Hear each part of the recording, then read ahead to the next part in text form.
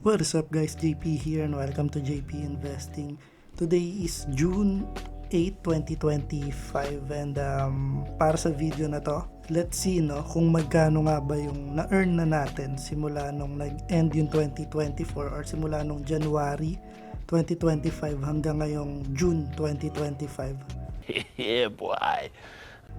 Actually medyo parang premature pala to kasi dapat pala sana ginawa natin to by end of June, pero since maaga ko siya naisip You're a goddamn genius! gawin na natin ngayon kahit na umpisa pa lang ng June, so i-consider na natin na parang 6 months na to, so halfway na tayo ng 2025 and let's see kung magkano na nga ba yung ating na-earn investing sa Philippine stock market. Just take a look. So I have here yung start ko ng 2024. As you can see, ayan. Ito yung total deposited amount ko nung by the end of 2024. And nakapag-gain tayo ng 24,661 and ito yung total value natin by the end of 2024 na 195,601.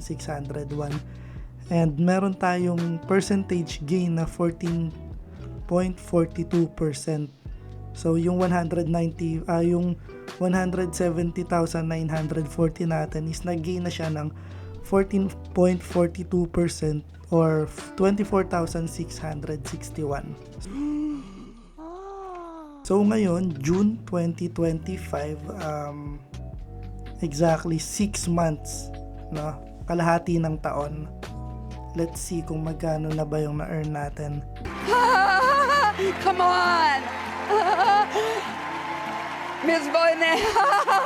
So mag-start tayo dito sa total market value. Ito yung latest natin, tingnan natin dito. Ayan, yung week number 84 natin. Total market value natin is 324,453. So hindi ko na sinama yung decimal point. And we have a total invested money na 275,685. So ito yon. Ito, ayan yung total invested. So ang gagawin natin para makuha natin yung start lang or yung 6 months lang, i-minus itong market value natin, i-minus natin dun sa market value nung by the end of 2024. You're incredible at math. So 321,453. So kinumpute ko na siya. So ito yan. Ayan. So 125,852. Ito na yung naging yung market value natin within 6 months, So magkano nga ba yung na-invest natin within that 6 months? So itong total money invested natin, i-minus lang natin dun sa total money invested noong 2024, which is 170,940. You're a genius! You're a genius! Kaya ang sagot ay 104,745. So summary ulit, within 6 months of 2025 nakapag-invest tayo ng 104,745. Napalago natin yon into 125,852. So magkano nga ba yung exact total amount ng na-earn natin? So let's see. So ayun, naka-earn tayo ng 21,107. So hindi na masama,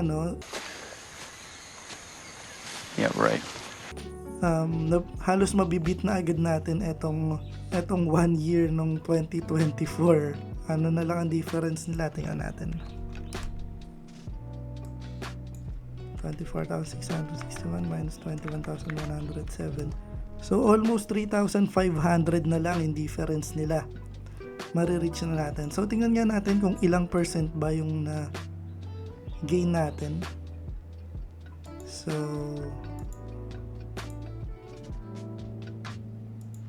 wala. Hindi ko pala nilagay yun. So, compute na lang natin. 21,107 divided by 104,745 times 100. So, nakapag-earn tayo ng 20%. Oh Oh my God! Wow! Wow! 20.15%. So, ulitin nga natin. Another one. Para sure. Divided by 104. 745 times 100. So, ayun, nakapag-earn na pala tayo ng 20% within 6 months, no? Sana magtuloy-tuloy. So, itali muna natin. Yung total earn natin ng 6 months, which is 21,107 plus total earn natin ng nung 2024 is 24,661 is 45,768. So, tingnan natin dito sa sa cover natin kung magkano total. Ayun, sakto, no? 45,768 yung total money gain natin. So, Nice. so ayun, nakakatuwa lang na within 6 months, no, 20%, dude, that's crazy. No, nalampasan agad natin yung in percentage amount yung 2024 natin. Pero hindi natin alam yan kasi hindi natin maalam yung mangyayari sa future. Baka mamaya bumagsak yung market, wag naman sana. Pero ayun, it's just crazy to think na within 6 months halos matapatan na natin yung in-earn natin ng buong taon ng 2024 within 6 months lang ng 2025.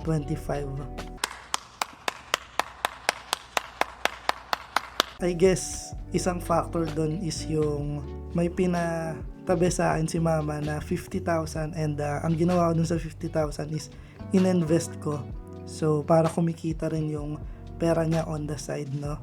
So, part dito yon, feeling ko malaking factor yon talaga kasi hindi natin marireach to kung wala yung investment na 50,000 na yon na galing kay mama.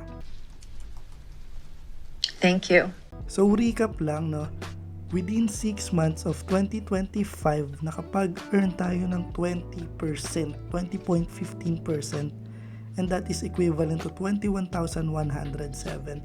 It's just so crazy to think, no? Nakakatuwa lang. And this is just to inspire, no? Yung mga ibang tao na hindi pa rin nag-i-invest hanggang ngayon. Sana matuto kayong mag-invest and wala nang masasarap pa yung kumikita ka ng passively or wala kang ginagawa. Well, hindi naman technically walang ginagawa kasi nag-aaral ka pa rin, pero nag-aaral ka pa rin sa mga stocks na inaano mo, pero aminin natin na hindi na ganun kahirap kitain, no, yung mga gantong amount, no, kapag nag-i-invest ka pa lang compare dun sa pinagtatrabahuan mo talaga. And so with that, maraming salamat pa rin sa patuloy na mga nanonood at sa mga sana mag-subscribe kayo dun sa mga hindi pa nagsusubscribe. So please